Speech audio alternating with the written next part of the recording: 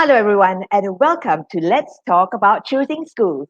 My name is Valerie, and I'll be your host for today's conversation on choosing schools, a very important topic. And so, for this purpose, we have some very important individuals with us. First off, we have the principal of St. Patrick's School, Mr. Mark Minjut. We also have Mrs. Wu Su Min, principal of Maristella High School. And to get the parents' perspective, we have Mrs. Vivian Lim, chairperson from the Board of Management for the CHIJ schools. So, welcome everybody, and how are we today? We're good. So thank Thanks, you very Valerie. much. Thank you, Val. Thank you so much for joining us on this school, especially on a weekend and on a public holiday on top of that. So how about let's get to know each other a little bit better. And Mark, how about we start with you first? Okay, hi everyone. I'm Mark Minjut, principal of St. Patrick's School, which was established in 1933 by the Christian Brothers. In total, there are 7 institutions that follow the traditions of St. John Baptist de La Salle.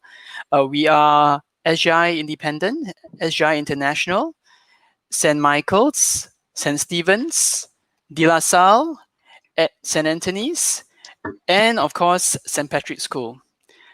In total, there are 7 of us, and in our family of schools, we range from the primary level to the junior college level. Fantastic. So how about we have Mrs. Wu Su Min introduce herself right now? Good morning, everyone. I'm Sumin, principal of Maristella High School. While we are the only Mari school in Singapore, we are part of an international network of schools spreading over 81 countries. Saint Marcelin Champagne founded the Maris movement some 200 years ago in France. My school was founded by Brother Chanel Soon, a Maris brother, in 1958. Hence our Catholic and Chinese roots. Okay, and let's have the only other parent other than myself to introduce herself, Ms. Vivian Lim. How about you share with us yourself? Hi, everyone. I'm Vivian. I'm not a principal like Mark and Sumin. I'm a lawyer in private practice. I practice at Genesis Law Corporation. I'm currently also the chairperson of the CHIJ Board of Management, which manages all 11 CHIJ schools in Singapore. The Infant Jesus Sisters founded the first CHIJ in Singapore in 1854 at Victoria Street with just a couple of tables and chairs within a few days of their arrival in Singapore. And within 10 days of starting the school, the sisters also started an orphanage right next door as baby girls were being abandoned at their doorsteps. So the sisters would get the students to help out at the orphanage right next door during recess or after school. And I like to tell the story because it's always a reminder to me of how at its very inception, Catholic education and service to the community goes hand in hand and side by side. As Val said, I'm also a mother of 4, of 4 kids ranging in ages from 6 to 20. Thank you. Fantastic. And for the context, I'm also an old IJ girl, but I came from Katong Convent. And I do have all my kids who have been or are still in Catholic schools. So thank you one and all for your introduction. Today, we are here to discuss a very important topic that every parent who has a child and who is about to enter school, whether it is primary school or whether it is secondary school, it's so important for us as parents to make sure that our children get to the right school. So, even for myself, with 5 children, every time I have to go through this exercise, it's just a bundle of nerves for us because it is an important criteria. It's not just important, it's so important that our children have a good head start to their education, and what more, it all starts with really putting them in the right school. So right now we are in a time frame where PSLE, the primary school leaving examination, is over. Our secondary schools have more or less they are at the tail end of the O levels, and so therefore today's Sorry, Val, O context- levels are over. over already. Wow, fantastic! Yes, O And levels am I are over. thinking that they're still having They're over celebrating. already. Yeah, Yes. okay. So this must be the real public holiday and a holiday for them because everything is over Yeah. for them. So fantastic. So all the parents, if you go, okay, no more exam stress for parents as well as for the kids. So fantastic. Thanks for correcting me on that, Sumin. So precisely because of this, we are going to talk about both primary as well as secondary school education. So let's jump straight into this conversation. And I'm going to throw this first question to the school principals. After all, they are here to answer all the tough questions. Now, what is it that's very important for families, especially parents and the child, when it comes to choosing the right school? How do we choose schools, in fact? Is there a right or wrong way? How about we start with Mark? Yes. Well, what I do and tell parents, right, is to be calm, and then maybe three factors can be helpful. The first factor is find out a bit more about the school's vision, and find out what are its key programs and strengths. Determine whether it excites your child, right, and whether it really resonates with you. Second factor, get a sense of the school's ethos, the way they go about doing character formation, values education, and see whether that is aligned with the way you go about bringing up your child. And another important factor are practical considerations. Is it convenient? Is it nearby? What are the school hours like? So it is a daunting task, but if you just follow these three simple factors, right, you might find the answer for yourself. So firstly, find out the school's vision. What are its key programs? Does it excite your child? Right. Next, the way it goes about character formation, values inculcation, is that something that is aligned with you and it's something that you feel passionate about? And last but not least, something that's practical. Is it convenient? Is it nearby? So those three factors can be helpful. Wonderful. So, Sumin, how would you like to add on to those points? Are there anything else that parents need to take care of when it comes to choosing schools? I think for primary level, it is important to consider the distance because schools in Singapore, we do start quite early. And if you stay very far from the school, then the traveling time and the waking time of the child needs to be taken into consideration, and not to mention the time taken to travel home. For the secondary and JC level, I think it is very important for parents to engage their own child. Does the child want to get into this school that the parents also desires? Ultimately, it is the child that goes to the school. So the ownership of the child is very, very important. I know of cases where if the child has chosen the school, no matter how far they live from the school, the child will wake up early, take the public transport and be in school on time. And if the child does not want to go to that school, no matter how good the programs are, the child will find reasons to stay away from school. So engaging the student, the child, is most important for secondary and JC. Okay, fantastic. So we've heard from the principals. How about from a parent's perspective? Vivian, would you like to chip in into this conversation? What were some of the considerations you took as a parent when it came to deciding schools for your 4 children? Thanks, Val. Yeah, as a parent, as a Catholic parent, I think for the primary school years, it was very important to me that they are in a Catholic school environment because in their tender years, I feel that if they have as much opportunity to integrate their faith with their growth, increase opportunities for them to encounter God in their everyday, maybe in the people they meet, the teachers, the school leaders, and to also hear and be able to articulate God early on in their life and be very comfortable doing that. For secondary school, actually, I agree with what Mark and Sumin has said in that the child's choice and preference, I think, is very important. They must really want to be in that school. Otherwise, at that age, as a parent, it's going to be hard if they don't want to be in that school and you influence them to being in that school. I think the child's academics and inclinations and interests is important for that age group, where you find a school that matches their strength so that the child can grow at his or her own pace.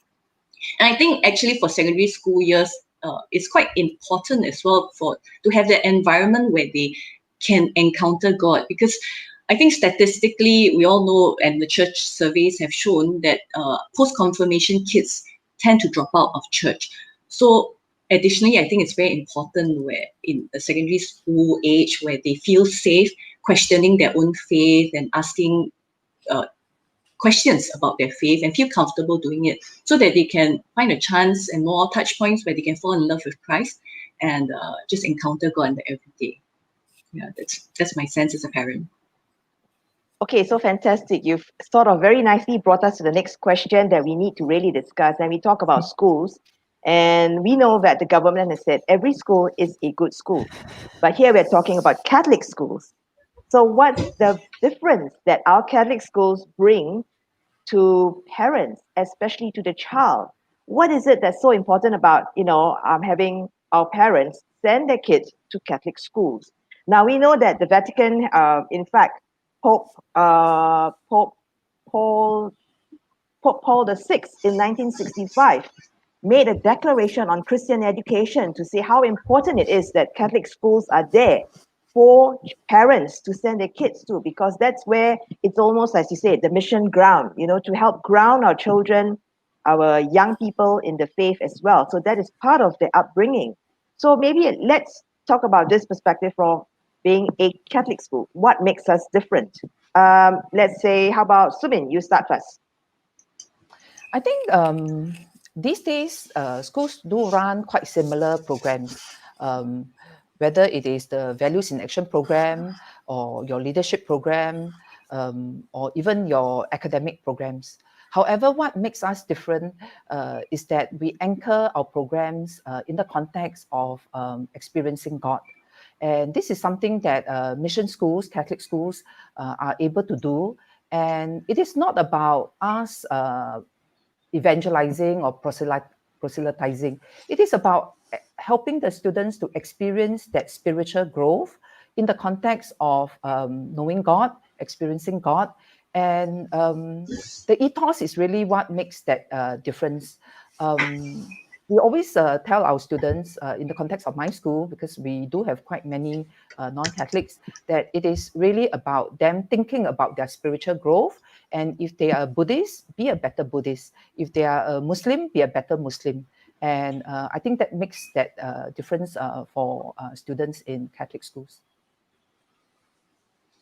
Okay, Mark, how about your perspective? What makes a Catholic school Catholic?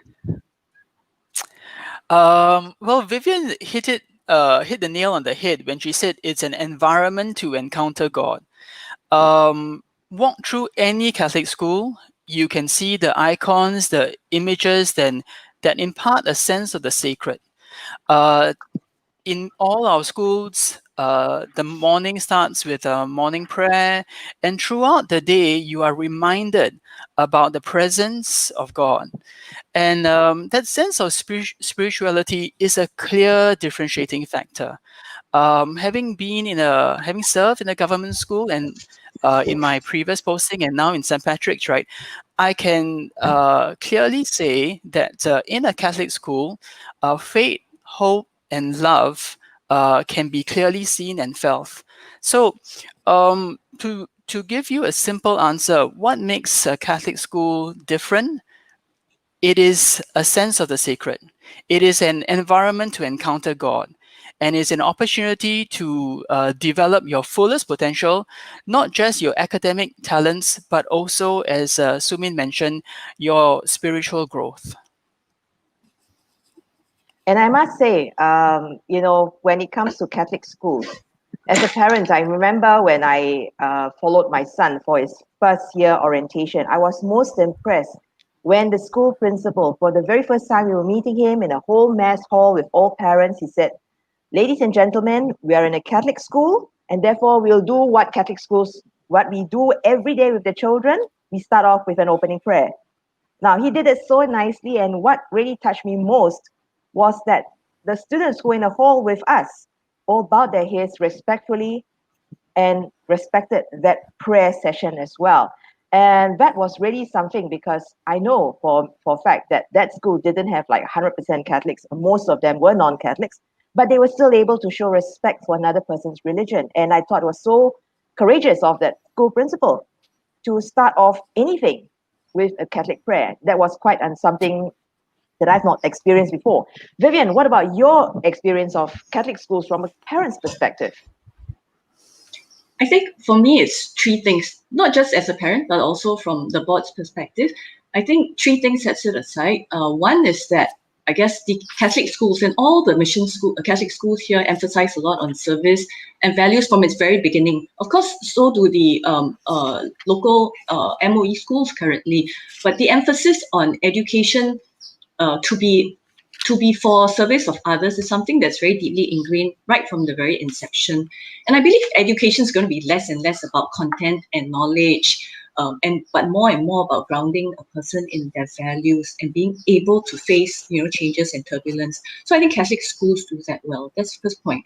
Secondly, the ability to articulate God as our creator, as the source of our beliefs. I think day and age of relativism, influence of social media, I think our children are being bombarded by a lot of very complex changing values and issue. And I think it's a real blessing to be able to articulate the unchanging nature of God in the environment of the Catholic school. And actually a lot of school teachers and leaders have shared that with us on the board as well, to say that, look, when you're faced with a problem and you can actually share with your staff and with the children about God and why it gives you strength, I think that's very powerful. And the third point, which is what Mark also raised earlier, the opportunities to encounter God through the prayers, the daily prayers, the sharings, even these icons and pictures on the wall, it's very important. I always remember this sharing from a parent, actually an old girl, about how years later when she left school, she was very, very low in a low point in her life. And she went back to school to pray and she saw messages on the wall about God and about the love of God. And she felt that it gave her hope again. So even these opportunities to encounter God, be it in the writings, the icons, the prayers, are, I think, very precious moments that set apart the Catholic school. Thank you so much for that, Vivian. I'm sure for those of you who have joined us, we are talking about choosing schools. And perhaps one question that may not be so well understood would be, how many Catholic schools do we actually have in Singapore? So right now, here's a quick roundup of how many schools we actually have. I know we have a lot of our Catholic schools are run by the orders, the Congregation of Religious Orders. And we have, of course, for the IJ sisters, the ones who first came to Singapore together with the De La Salle brothers. There are 11 IJ schools. There are 7 De La Salle schools, Christian brother schools, as Mark mentioned. There are 4 schools under the Canossian sisters, and there is 1 school under the Good Shepherd Sisters, or known as the Congregation of Our Lady of Charity of the Good Shepherd. There is 1 school under the Franciscan Missionaries of Mary, and that's High Things Catholic School. And yes, there are also 6 schools under the Gabrielites, the Montfort Brothers of St. Gabriel. And there are 4 schools under the Diocesan, the Archdiocese of Singapore as well. And if some of the names there, you think, okay, Catholic schools usually start with a saint. What about the ones like Holy Innocent? Yes, they are our Catholic schools. And Catholic High School is a Catholic high school. Hai Sing is also Catholic. I think some of these, over the years, some people may be wondering, are they really Catholic or not? Sometimes you get that kind of questions, isn't it? But really, these are our whole host of Catholic schools. Now, here's the question also back to our school principals. Our Catholic schools are Catholic in nature, but they're also part and parcel of the whole entire MOE suite of schools, right? So how do you as principals juggle between the directives coming in from MOE and yet ground the school in its Catholic ethos and its Catholic mission? Maybe Mark, what about you? Would you like to share with us your perspective? Yeah, and Val, it's actually not contradictory. MOE wants schools to be good schools, and Catholic schools also want to be good schools. So the fact that we are both aligned on this, right, ensures that we continue to stay relevant, ensure that our programs prepare our students for the future. But what sets us apart is that we are Christ-centered. And the environment that we provide, right, as I mentioned, fosters that spiritual growth, that other dimension that we also take care of. So in a nutshell, we are aligned. Our objectives are the same. We all want to be good schools. We want to prepare the students to lead a life of service, be of use to the families and to society. Catholic schools go about doing it by making sure that we are grounded in our mission and we are Christ-centered. Okay, fantastic. Sumin, would you like to add on to that answer as well? I fully agree with Mark, Val. We are really quite aligned, and I think in recent years, MOE has strengthened its core about character education and the inculcation of values. And this is where Catholic schools have gotten it right, all this while. And therefore, there's really no contradiction. I think Catholic students also want to excel in the areas that they do well in, right? In the areas where they have potential. So Catholic schools are not about just, we're not just about character building and doing good, right? We are about the holistic development of our students. And I think our students want to do well. We will help them to do well. At the same time, we help them to do well context that focuses on their total development, on being other-centered, and on doing good to contribute to society. In that sense, we are really quite aligned with the MOE direction. Right. Wonderful. Vivian, from a parent's perspective, do you agree? Yeah, I do agree. I feel that the two is not contradictory at all. The Catholic schools have, as I said earlier, generally since its beginning and since its founding, emphasized service and value over academic achievements. In fact, I think several decades ago, the question that Catholic schools were there enough Catholic schools to keep Catholic children who sought a more rigorous academics family of schools? So MOE's direction in more recent years of emphasizing service values over academic grades per se is very much aligned with what Catholic schools have been emphasizing all these years. Perhaps the other issue is maybe that of common space. I think that's always a question that people ask and that might come up. And again, I think it's not contradictory because Catholic schools have always been very inclusive. Like what Sumin said earlier, it's about, how we make you a better person. If you are Buddhist, you become a better Buddhist. If you are Muslim, you become a better Muslim. It's never about proselytizing or conversion. We seek to share our faith by love and service to others. So I feel that it actually ties in very nicely with MOE's alignment and directives. Okay, great. So let's take the conversation a little bit deeper from what we have discussed so far.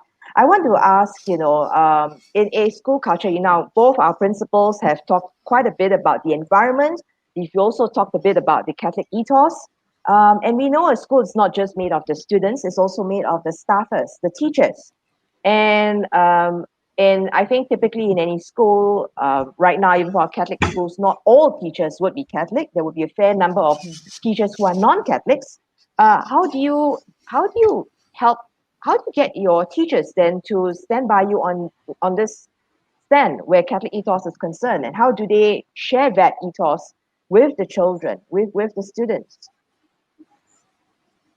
from a teacher's perspective? Maybe I'll go first. Yeah, sure. Yeah. In my school, majority of our teachers are non-Catholic. I think being in our school helps them to connect with their own spirituality. And I think some of them do explore or think deeper about their own religion, about their own spiritual growth.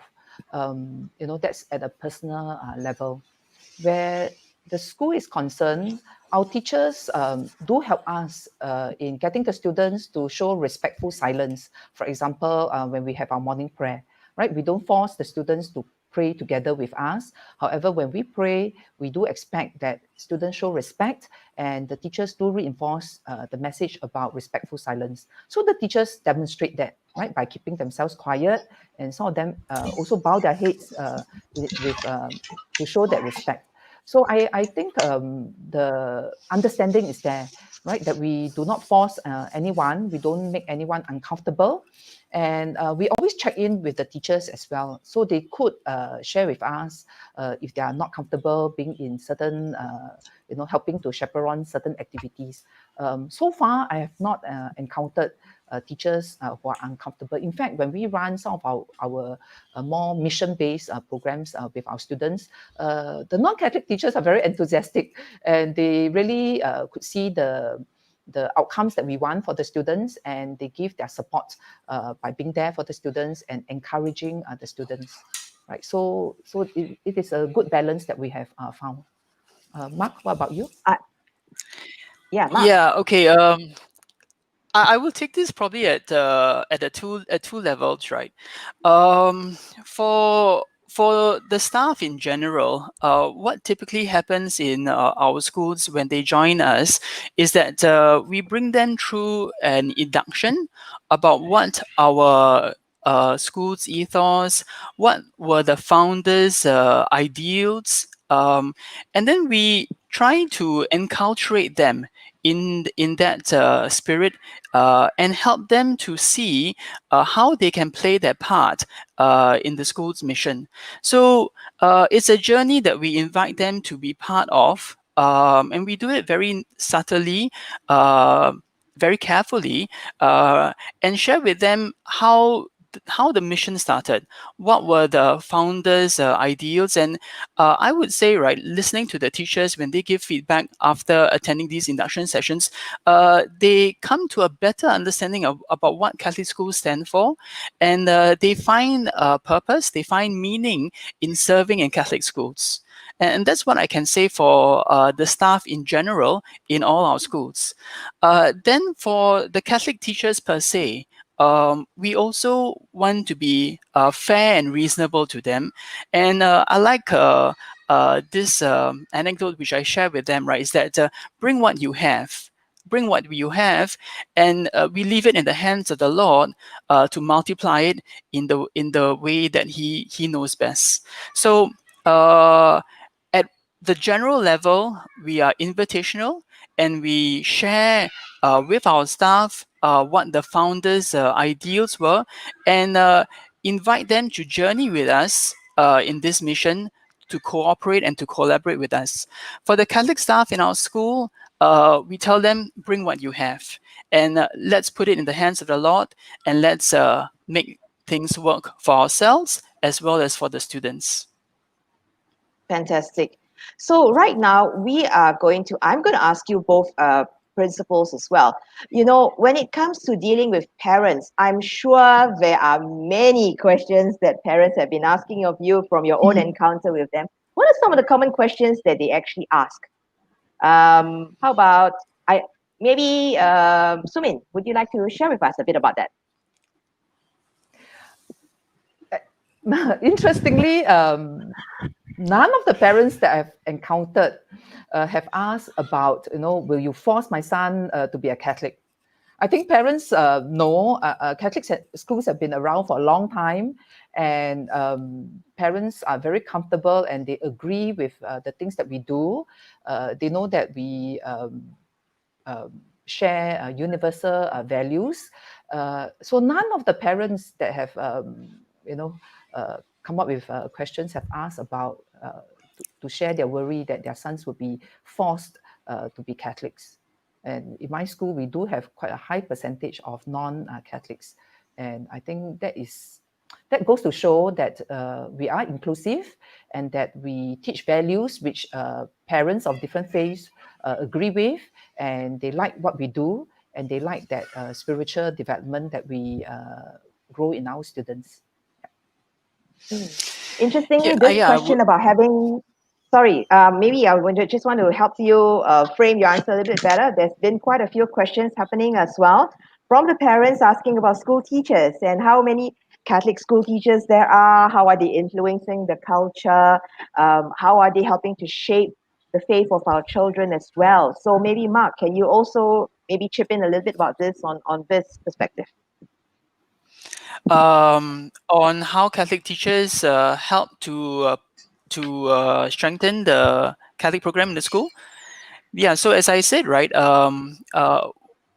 well, again, at a few levels, we are fortunate that in our community we have ACCS, who works with all the schools in helping us design our Catholic programs so that we meet the faith needs of the students at different levels, at the primary level, at the secondary level, at the JC level. So that's one support that we get from the Archdiocese. And then for the different congregations that we belong to, we are fortunate that they are still a force, and they do provide spiritual direction on how the charism of their founder can be further enhanced. And I think for many of our schools, right, we do have regular retreats in the course of the year to remind ourselves of what our objectives are, what the goals are, to stay Christ-centered and to support one another, and to remind ourselves that we are not alone in this journey. The Lord is the one that brings us through it. And as I said, right, it is us having the openness to put our talents and our gifts, right, at His hands, and let Him multiply it in the way He sees fit. Okay, thank you, Mark. Now, I'm sure all of you who are tuning in into this session have already been sending us lots and lots of questions. In fact, we do have a number of questions happening both on our Facebook page as well as our YouTube channel. So how about we get right into it? And so I'm going to direct the questions to as they come along.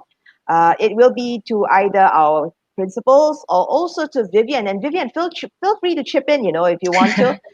It's good to get a Sure. parent's perspective on some of these things as well. So let's start off with this question. Okay, are Catholic schools funded by the church? This is a question from Jacqueline Bay. She wants to know, are there spiritual directions provided for Catholic children in Catholic schools? So, principals, what do you say? I think, I can yeah. take that. Mark, you Maybe wanna go? I'll just chip in, right? Firstly, we don't do catechism in the Catholic schools, so it's something that the parishes do. But there are lessons that typically happen in the course of the year. There are retreats, there are masses, and it's all about ensuring that there is an experience of the faith in their daily life. Okay, so maybe first off, just to clarify, there. For many of our schools, we don't do catechism because that's what we know is the role of the parishes. But we do try to set up an environment. We do have a curriculum that we sensitize, enhance the understanding of the faith, and really is the way life is lived in the school that we hope that the faith is strengthened and caught by them. Okay, so I will chime in. okay, yes, please. Yeah, I think just to share from the primary schools perspective, in primary schools, we are a little bit more fortunate. There is a higher level of parent involvement in helping us run some of our Catholic programs. While we do not do catechism, I think we reinforce certain messages that the children are receiving from church. So that is provided we have enough help, right? At the secondary level, the children are going through preparation for confirmation. And for the teenagers, I think if we were to run parallel programs for our students, it may be counterproductive. So as what Mark mentioned, we do run programs for the students. It could tie in with Lent, it could tie in with the start of the school year. We want to welcome the Catholic students. It could be in the form of camps and retreats. And it is more time according to what we surveyed in terms of their needs. And we hope that this will complement what they do learn in church, right? So I thought I'll share this. Yeah, thanks. Maybe just to also answer the question a bit more directly, right? Whether we are funded by the Catholic Church, the answer probably is to realize that we are supported by the Catholic Church. We are provided resources. Sometimes it's financial resources, but more often than not, right, it is partnerships and support from volunteers and from parents, right, that bring their talents and enable us to run programs in the school. Okay, great. Maybe I just want to chime Vivian. in about this issue about Catholic teachers and its percentage in the Catholic school, because I think it's come up in the question as well as earlier. I think maybe the analogy is, sometimes the percentage may not be very high, because I mean, there are many other teachers of many other faiths, but perhaps it's like, being salt of the earth. You don't need a high percentage to really make a difference. If a Catholic teacher is actively practicing her faith and being very well formed in bringing the Catholicism and the ethos of the Catholic schools within the school, I don't think you need a high percentage to actually make a difference. And secondly, I think to be fair to a lot of our teachers, they are not Catholics, but they embrace the ethos of the Catholic culture, all the social mission of the Catholic Church. In a way, sometimes even we as Catholics puts us to shame, really. So I think the fact of the sheer numbers is not so important, but the fact that a lot of our teachers and even staff are so openly adopting the Catholicism, the ethos, that the sheer numbers really don't matter. Really, it's part of the school culture, right? And that's what the school has set out right from the founders right down to its present day, and that's the culture as well of the school community. So I'm going to take this thing about the Catholic culture and all that one step further, because we've got a question, and this is from Alice, and she said, is there a Catholic approach to teaching secular subjects like maths and English? That's a very interesting one, isn't it? Okay, so from a teacher's perspective and a principal's perspective, what do you say, our educators? Well, there is no Catholic approach per se to teaching these subjects, but probably it's stemming from an understanding of where the child is, because we don't just look at a subject per se, and we look at the holistic development, as Sumin has brought up, right? And if the child is strong in maths and strong in science, then how we will try to develop that, right, is informed by our understanding of how this person can contribute in society down the road. So in that regard, we do look at the holistic development, the total development, and the way we approach it, right, stems from our understanding of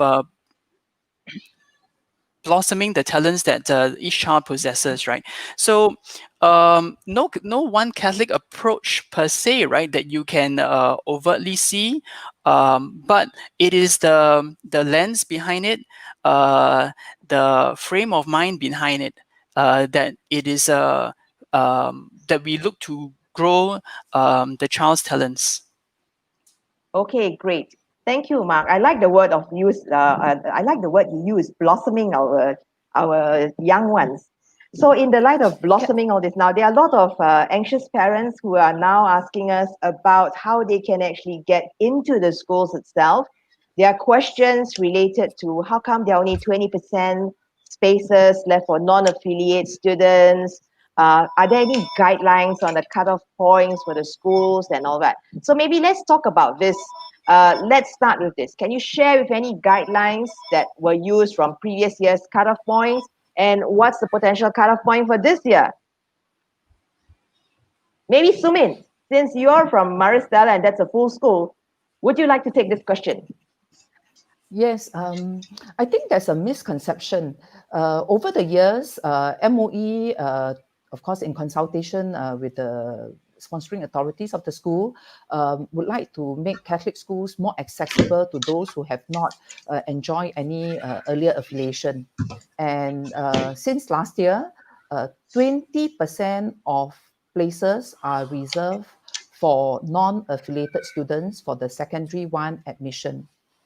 However, there is a misconception that only 20% are reserved for non-affiliated students.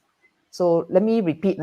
At least 20% are reserved for non-affiliated students, and it is not that only 20% of the places are reserved for non-affiliated students. So let me give you an example. For example, in my school, we do have our primary students who are affiliated to our secondary. They do have to meet the affiliated cutoff point, right? Before the Sec 1 posting, MOE would reserve at least 20% of the places for non-affiliated students. Now, if the affiliated students do not take up all the places, the 80%, then the excess places are also given to the non-affiliated students. Okay, so it is not true that only 20% of the places are reserved for non-affiliated students. In fact, it is at least 20% of the places being reserved for them. Okay, so I hope this clarifies. I suppose the rationale is also that, you don't want to have you also want to get a good mix of students coming in so that they're also exposed to different students from different schools. And that's why that at least 20% would be coming in from non-affiliate schools. And this is perhaps very important, especially for schools that have a strong following from the primary to the secondary, isn't it? You don't want it to be like maybe an all boys or all girls club following through, right? Yep. So, but Darren, there is also a follow-up question on this, and that is a question from Danelle, and she says, if my child does not qualify for the cutoff point, but I still want to go to a Catholic school, what are the options open to parents? Can they appeal to the schools? I suppose this tension comes in when we have schools that are very popular. Some of our Catholic schools are pretty popular. And perhaps parents are grappling with this. There are only so many spaces, and if I'm not in an affiliated school, if I don't make the cutoff point, then how? All this panic comes into play, right? Maybe Mark, would you like to take that question? Yeah, I saw a question earlier also about cutoff points. So just to remind parents who are choosing secondary schools this year, when your child gets the PSLE results, you also will have with you, right, the admission booklet that will give you the indicative cutoff scores of all the schools in Singapore, including, of course, the Catholic schools. And then those cutoff scores, right, are probably quite close to what the cutoff will be for this year for the registration exercise. So you can take some close guidance from the indicative scores that are in that admission booklet. So that's the first point that I wanted to make. Now, for those who are, really very keen to enroll their son or daughter in a Catholic school, I would say, like what Val has shown, right? We have a range of schools across the island, and I think hope that there could be a place that you will be able to find in a Catholic school. It may not necessarily be the school that you are so keen to go into, especially if it's a popular school. But if you are prepared to look further afield, there can be a place for you in one of our Catholic schools in the country. Okay, Vivian, do you have any different perspective to this answer? Anything to chip in about this topic? I think, okay. I guess since this is about secondary schools and cutoff point and all that, but I think I'd like to just echo what Mark said. At the end of the day, we do, as parents, sometimes you have an ideal school of choice and you want to go in there. But I think sometimes it's also saying, look, perhaps God is leading you into another place, and that there are a lot of Catholic schools. I mean, you saw the slides there. If you are willing to go further afield, maybe you will be able to find something that suits your child. Yeah, I can relate to that. I mean, I remember my son when he was in primary 6, and he was from St. Gabriel's primary school, and he said, "Mommy, I want to go to St. Gabriel's secondary school." I said, "Boy, how about you try for SJI? There's such a good school, Catholic school somewhere." He says, "Mommy, I don't think so." I said, "Okay, never mind. You pray and I pray, and we see whose reply comes in, right? What comes through, isn't it?" And guess what? He actually got that cutoff point, but he did not get into SJI. And we're like, hey, what's going on? He meet the cutoff point, he didn't go in. And then he looked at us and said, Mommy, that's because God's listening to me, not to you. You know, I want to go to the school of my choice. So I said, okay. So in the end, we said, all right, maybe let's go with that. He went to St. Gabriel Secondary School. And guess what? He had the time of his life, and it was such a good school for him. And he said, yeah, really, I think, you know, that was the way it's intended to be. You know, it's not always going to the best school, but it's going to a school that the child also feels confident in, right? And so it's not just about going to the best school. Sometimes the best school for our children could be one that's within our vicinity, or within a place that, you know, that's nearby for us, and something, a school that the child themselves would be comfortable with. And now we have this question coming in from Sorry, Val. Dewi. Sorry, Val. Yes. Sorry. Sure. I'll just like to respond to what you shared just now. And this is a misconception about what is the best school. I think in Singapore, schools are considered good, better, best, depending on the cutoff. However, the cutoff is the indication of how popular the school is.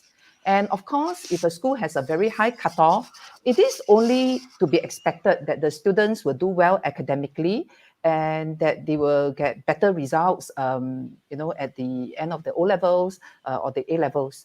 So that's probably a misconception. I think there are many schools out there with lower cutoffs, but the schools have done a great job in value adding to the students' experiences as well as their academic performance at the O levels. All right, so I'd like to encourage parents to really look at the strengths of their own child, their academic, the child's academic ability, as well as the personality of the child. If your child strive in a very competitive environment, your child will probably be able to not just survive, but do very well in a school with a very high cutoff where the students are all highly able. However, if your child is not so able to thrive in such an environment, it might be better for your child to go to a school where the cutoff is not so high and the students are of a lower cutoff point at the point of entry. All right, your child probably will feel that this is the place for me, and to be able to develop with less stress, less competition, but still do well at the end of the O levels.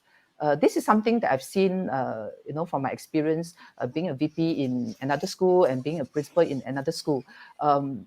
School cutoffs are really a wrong indication of whether the school is good or not. It is a indication of how popular the school is and the kind of students in terms of academic ability at PSLE that is coming into the school. But some students are later developers, and they can really grow and develop very well, even if they didn't do so well at PSLE. So I really like to encourage parents to look beyond the cutoff point, to look at the school ethos, to look at your child's strengths, to look at the school's programs, to look at what the school emphasizes, and you know, bearing in mind that you would want your son or daughters to have a good schooling experience after their 4 or 5 years in the school. All right, thank you. Can I just add can I just add one idea, right, to help parents, right? It is not so much about whether the school is good or not; it's about whether the school is a good fit for my child. Okay, yeah. And sometimes the one who knows best about whether they will fit or not is actually the child, isn't it? Correct. So parents, Yeah. perhaps if you are listening into this, you know, do talk to your child. They would definitely have some idea on where they want to go. And it's good to have that conversation to them, because, you know, if they get to the school of their choice, they would be motivated to do well in that environment as well. They will make it work somehow or other. And I know sometimes children, you know, we worry about children. Oh, are you following just your friends? Are you joining there because it's trendy? I think we've got to put a little bit more trust in our kids. Now, we have a question from a parent who's asking here. Dewi is asking, can my child with foundation Chinese still go to a Catholic school? You know, how does he learn Chinese in secondary school? If there are no Catholic schools in the central region, so hard for us to get into that school, you know, if they're not in a Catholic primary school, even if the parent is an old boy or an old girl. So how do we take this, Mark? Yeah. So as I mentioned, right, if you are prepared to look further afield, there are schools in other parts of Singapore that offer foundation Chinese. So you would want to look at schools that probably have express normal cat, normal tech, or in what we now term as a G1, G2, G3 for some of our schools. So yeah, I would say there are schools in our country, secondary schools, right, that offer such programs. Probably just look further afield and you will be able to find them. Sumin, anything to add? No, I think Mark has I've got similar responses. Adequately answered the question. Yes. Okay, so there are also questions in terms of, like, let's talk about demand. There are schools, and we're coming back to the same topic, I suppose, when it comes to demand, and some parents feel that, well, certain schools have a history and a reputation of being good schools. And of course, you say like schools are subjective and all that, right? But again, the anxiety coming in from parents that, why aren't Catholics given priority over non-Catholic students, non-Catholic children? Can something be done about that? Is it realistic to expect that? I think for primary school, for the primary level, for P1 registration, Catholics do enjoy priority under Phase 2B. So places are reserved there under Phase 2B, and parents can enroll. So if you are not too choosy about which Catholic school you want to send your sons or your daughters to, there will be a place for your child. For the secondary level, admission is, of course, not just based, it is not based on religion. Secondary school admission is based on the PSLE score. After all, our country emphasizes meritocracy. So as Mark has shared earlier on, there are many secondary schools around. And if you look at the various schools and choose one where your child is able to meet the cutoff, I think there'll be a place for your son or your daughter. Okay, great. I'm going to change gear a little bit, and we're going to end off with this last question. Now, a lot of our schools are single-sex schools. We have a question coming in from Shirley, who wants to know, why are so many of our schools single-sex? It's so outdated and so inconvenient for families with children of both sexes. And in fact, in the Canossa Convent used to be Canossa Convent, and it was an all-girls school. Now they've become Canossa Primary, and they're able to take in boys. So is this a kind of a trend that we're going with? And what's the purpose of having single-sex schools anymore? So how about Mark? We start off with you. Okay. Well, many of us have continued to remain single-sex schools out of tradition, right? We started off as single-sex schools, and if you think about it, when our schools were started in Singapore, whether it was in the early 19th century, that was how schools were. Typically, they were single-sex schools, and I would say that for many of us who have remained single-sex schools, right, what we've all strategically decided to do is then to ensure that we know how to teach boys and we know how to teach girls in the way that they learn best, right? So it offers us an opportunity actually to further differentiate ourselves, to find a niche for ourselves, and to illustrate that there is a place for single-sex schools in our national system. So yeah, it's something that we can be proud of, actually, that we in our Catholic school system, right, we have got a range. We've got single-sex schools, we've got co-ed schools, so they may appeal to different people and they can cater to different needs and different objectives. So I would see it actually as an advantage, as a plus for our Catholic education system as a whole, that we have got a range of such schools, co-ed and single-sex. And of course, in answer to the sign of the times and probably the needs of a certain community, right? We are not. We are also open to change down the road if we need to, right? So that's how I would probably see it, that it is a advantage, it is a plus point for us to have this range in our Catholic education system, co-ed schools and single-sex schools, and there is a place for single-sex education, as we have found in St. Patrick's. I was previously at Montfort, and now I'm at St. Patrick's, and we know for a fact that boys learn differently for girls, and we are making an effort to ensure that our programs explicitly cater to the learning needs and the learning styles of boys. Yes, I know for Montfort, where you were, there was a lot of emphasis on the boy-centric learning style as well. And definitely that perhaps has given the Montfort boys a bit of an edge when it comes to learning, because you're catering to them. Sumin, would you have anything to add on to this topic? I think Mark has shared most of the points. I personally feel that it is very important that we are learner-centric, and in a mixed school environment, there are pros and cons, and in a single-sex environment, there are also pros and cons. And in recent years, my school, Maris Stella High School, we have also embarked on boy centricity in terms of our approach to education.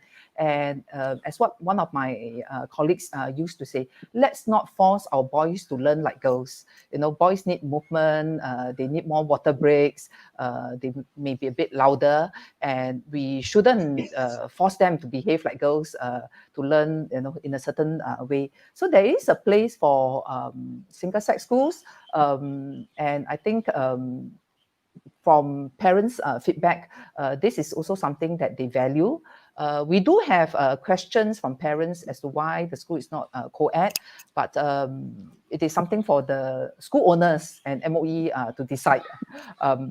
Catholic schools that are co-ed, I think Holy Innocents Primary, Holy Innocents High, Canossian Primary, I think the La Salle School is also co-ed, right? So there are choices.